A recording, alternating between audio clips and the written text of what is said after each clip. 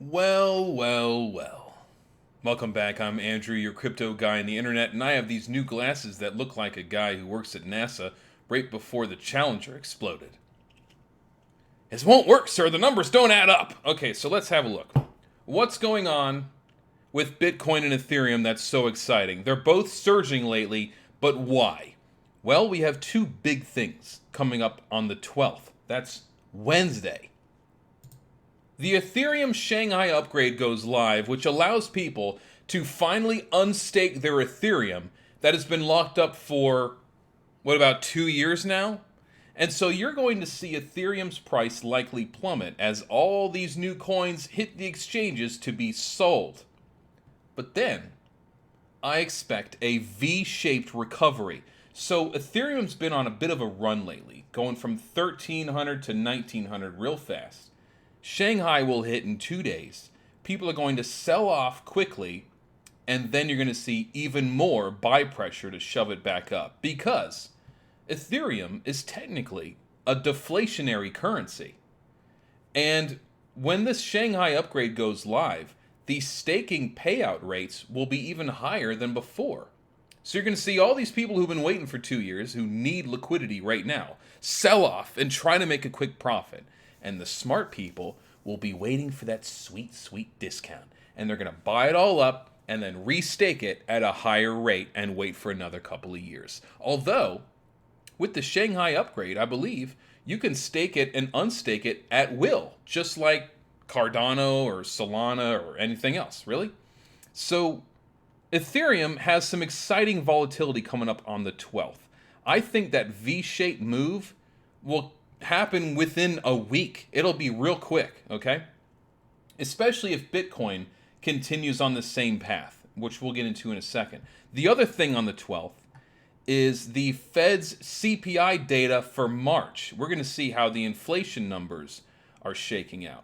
Now, it has been coming down gradually, and I think it will keep doing that. We don't want the market to get too excited, though, over these inflation numbers. If it's like 5.5% or something great, who knows? That could get people excited. Then they start dumping money into tech stocks again, making the market go up as a whole and thus causing more inflation. So it just perpetuates the problem that we're trying to solve. So I hope the inflation data comes in low, but not too low, because we don't want people to be too excited. All right? Lastly, the American dollar as the world's reserve currency is probably not going to last much longer. So generally, a world's reserve currency lasts about 100 years, and we're right up on that right now. So the reason why the United States doesn't worry about the $32 trillion deficit it's run up is because we're the world's reserve currency, meaning every country in the world has to have US dollars in their coffers to trade with other countries. We call that the petrodollar when working with oil especially. So if two countries want to trade oil amongst each other, they have to first convert to American dollars and then they do the deal. But not everybody wants to do that anymore. And especially when they sense weakness and that the American government is spread a little too thin. We have Brazil, Russia, India, China, South Africa, and also like the Saudis and Japan's even talking back on some of these things. They are just going to deal with each other directly. They don't want to convert to American dollars anymore. They think that's bogus. And I get it. They're tired of paying off the bully in the neighborhood. They just want to work amongst themselves. And so they're actually joining together and considering making a new global currency that isn't the American dollar. Now, I wonder what that could be. Maybe there's one that already exists that can't be directly controlled or manipulated by any government or bank or army or shyster or corporation. And that is Bitcoin. It's an unhackable network that's completely decentralized. You know the story. You can see every transaction ever on a public ledger that cannot be tampered with.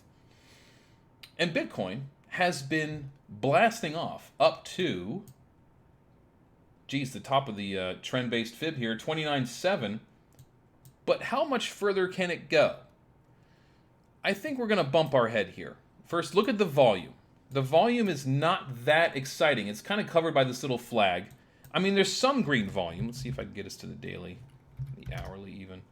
Okay, so we have a nice little buy pop here, but it's nowhere near what it was when we jumped $10,000 in, what is that, 2 weeks? And then if you look at the RSI, it's overbought right now. See how it's up top? It's outside the regular range. So generally, you're going to come back a little bit. It's got to cool off first. And that would bring us down to probably the top of the 786 right here, 27.5. Maybe even one further down, 25.7. But as long as we stay above that, we can continue surging up higher now with more fervor. So I don't think this is the move that keeps us going all the way up to 40K. I think we have a little bit of a retrace, let the RSI cool off and catch up, and then we shoot up even harder than before. You got to see these like step ladder moves, not just straight up like Dogecoin, because if you go straight up, you fall straight down. You want to climb like a ladder, okay? So that's basically what I wanted to cover. I have a lot of people that are super hyped on YouTube, think we're going to blast off, and now folks are buying right here. That's a mistake. It's too hot right now. Let it cool down. Place your buys at like 27.5, a little bit of a DCA, and again at 25.7. But also know that at 30K, 30 to 32,000, there's a concrete wall of resistance that was set up here from previous volume. Now, the longer a price stays in a range, think of it like thickening concrete. So it's harder to break through if you fall below it. But if you're above it, it works as strong support for you, like a structure. As you can see, we keep visiting right under that 30K. We bump our head and we get rejected because there's that volume concrete wall in the way. So I think we get rejected again, but then we eventually break through, because if you keep knocking on concrete, you will break through.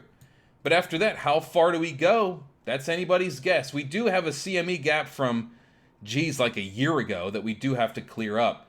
But there really isn't a whole lot here. Once you get into the mid-30s, it's kind of a mess. It's kind of far back. So we could sail all the way up to the high 30s, maybe even 40. Like, what is this around here? Mid, like 36, 37? Okay, sure. But I'm not going to predict any of that until I see the CPI data, whether or not we go to war with China over Taiwan now, which we will lose our ass if we try that.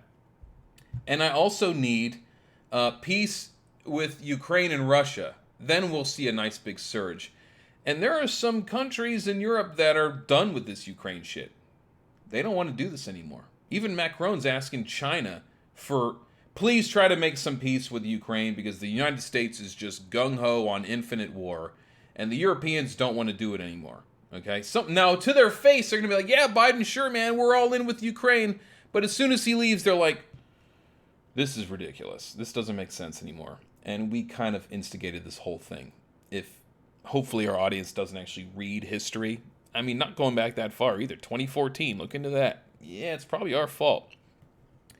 But that's debatable. You could say the fact of the matter is either we all blow each other up, or some adult steps in for the United States and goes, all right, let's work this out. Because we're spread way too thin, and it's causing everybody to leave. And the United States must remain the world's reserve currency, or this whole life we have here is gone real fast. Now, a world's reserve currency doesn't just change overnight. And what, are you going to start buying up Chinese yuan? I don't know about that. Or the Russian ruble? The euro? Hell no. Right, so Bitcoin seems to be the safest option if you're looking for an alternative to the US dollar. And so I had someone who was concerned earlier, and they say, well, I mean, if you buy Bitcoin, you know, its value is in dollars. And then if the dollar collapses, then Bitcoin collapses. Like, that's not how that works at all. The Bitcoin, one Bitcoin equals one Bitcoin. You can exchange it or denominate it in any other currency. Wherever you are in the world, you pull it out of a Bitcoin ATM or you put it on an exchange, and you can convert it to any other currency that you want. And it's worth the same no matter where you go, because no government can directly ban it or control it. So if the US dollar collapses and you have your Bitcoin, you would just convert it to whatever currency you need at the time. Look at this. We just hit 30,000. So this move is, it's got some strength behind it, but like I said, it's still too hot, man. Where are we going on the 15-minute? Yeah, geez, it's cruising right along. But yeah, this is a local top is what I'm thinking for sure. So keep an eye on it. Look for a retrace, especially the 12th, the 13th, the 14th, the rest of this week. You're going to see some volatility. And if you're ready for it, you can get something at a discount or make a quick profit. Have fun out there, guys.